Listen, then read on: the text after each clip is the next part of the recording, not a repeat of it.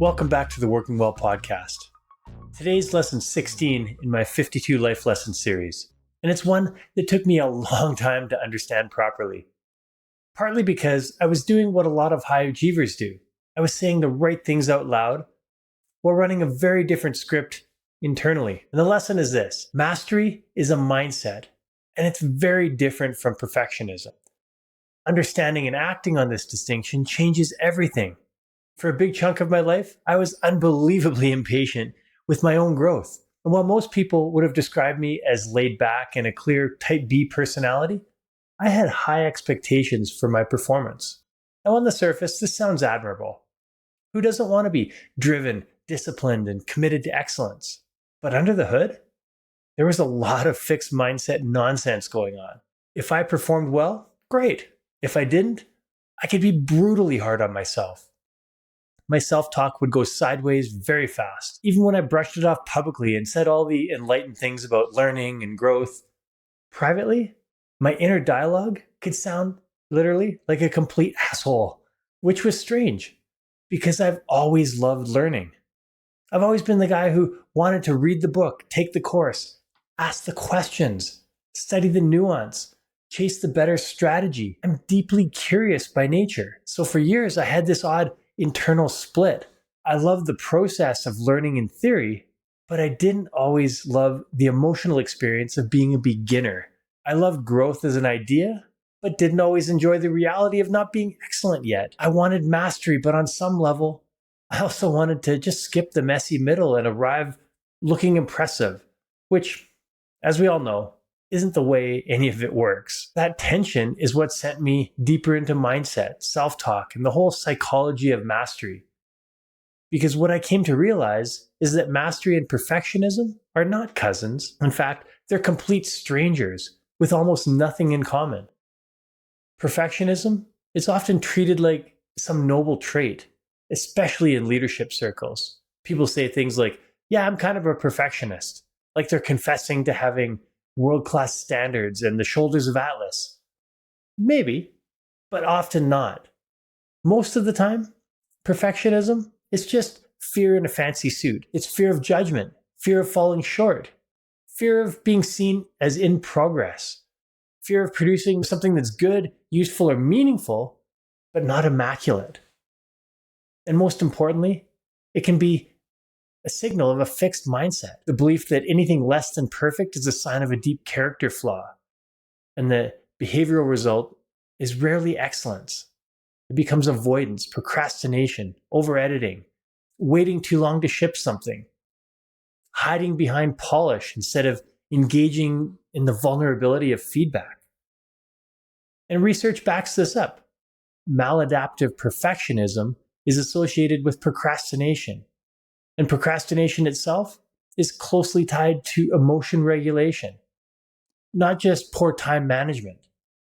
In other words, when a task feels emotionally threatening, smart, capable people often delay, even when they know the delay will make their life worse. That's why perfectionism is so sneaky. It doesn't announce itself as fear-based avoidance. It says, we're just not quite ready, or let's tweak a few more things, or this needs to be better before anyone sees it. Perfectionism says, let's just spend another 6 hours screwing around with the margins. Now, this one's definitely me. And at that point in my life, my wife pointed out very clearly and effectively, she'd just say, stop effing with the margins and finish it. And honestly, that's pretty good strategic advice. Because mastery doesn't come from endlessly protecting your ego from an imperfect output. Mastery comes from engaging in the process of creation and learning again and again and again. That's the difference. Perfectionism says prove yourself.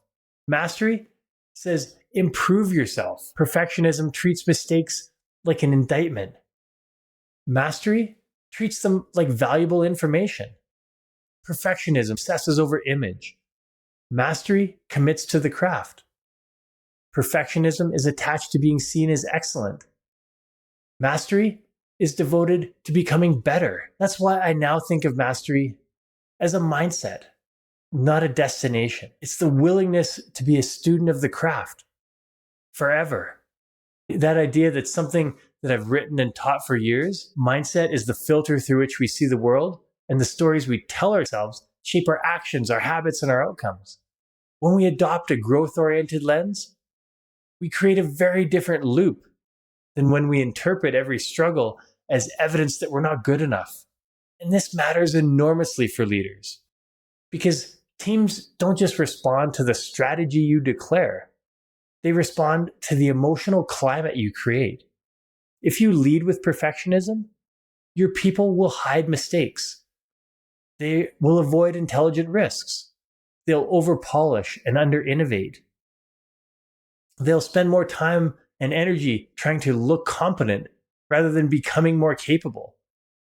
And from a business standpoint, that is extremely expensive financially, mentally, and emotionally. Now, on the flip side, research in leadership development suggests leaders learn more from experience when they're in what scholars call learning mode, where they intentionally frame challenging experiences with a growth rather than a fixed mindset.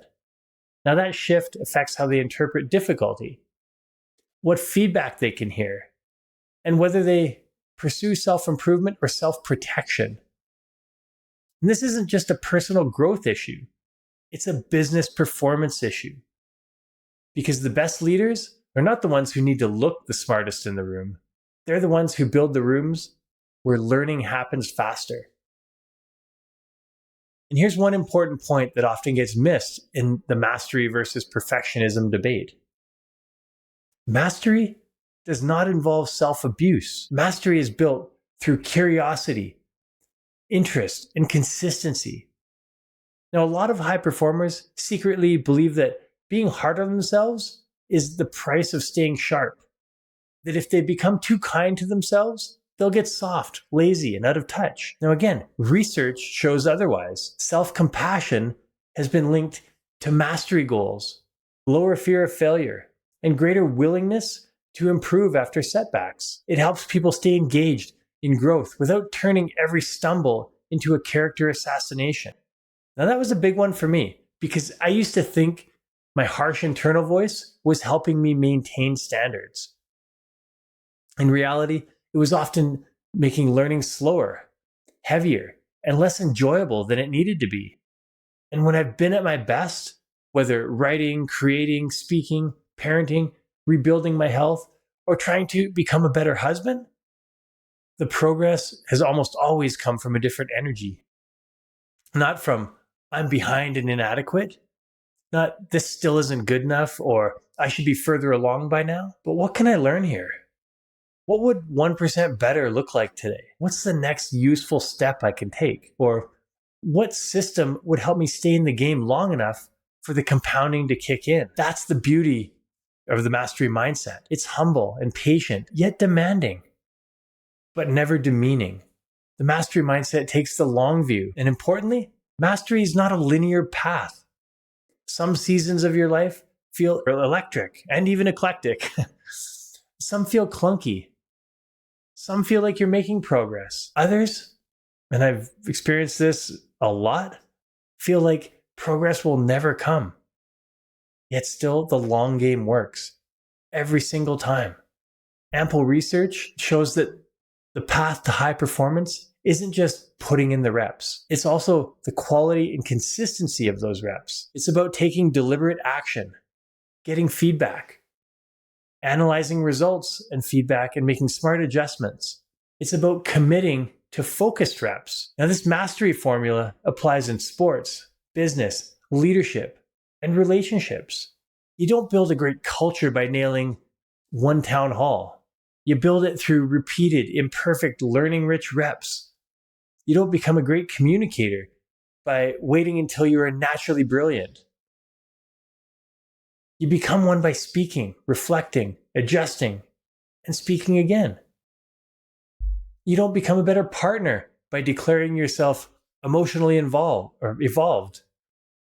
You do it by noticing patterns, repairing faster, listening better, and trying again tomorrow. The mastery mindset isn't sexy. It's repetitive. It's humbling.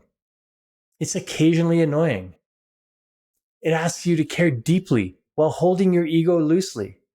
But it's also one of the most satisfying ways to live. Because when you stop chasing perfection and start pursuing continual improvement, life gets lighter and more effective at the same time.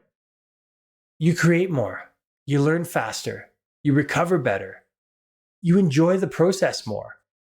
And ironically, the quality of your work often goes up because you're finally spending less energy protecting yourself from the very reps that make you better. So here's the question I want to leave you with. Where in your life are you calling something high standards when it's actually fear-based perfectionism? And where would your leadership, health, creativity, or relationships improve if you traded the need to prove yourself for the commitment to improve yourself? Because mastery is not reserved for the gifted.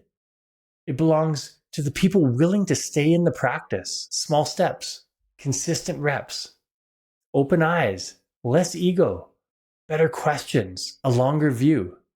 That's the game. And when it's played that way, mastery stops feeling like pressure and starts feeling like possibility and opportunity. So thank you so much for listening. I love this topic because it's so close to my heart. Well, as all the 52 lessons are. I encourage you, please reach out with your thoughts, your questions, your suggestions. And I encourage you to think well, live well, and help others do the same. We'll chat soon on the next episode. That wraps up another episode of the Working Well podcast. If you enjoyed the show, please rate, review, and subscribe wherever you get your podcasts. Now, which guests or topics would you like to see featured on the show? Message me through LinkedIn or on the contact page of timborys.com with your ideas. Thanks for tuning in. I'm Tim Borys with Fresh Wellness Group, and I look forward to seeing you on the next episode.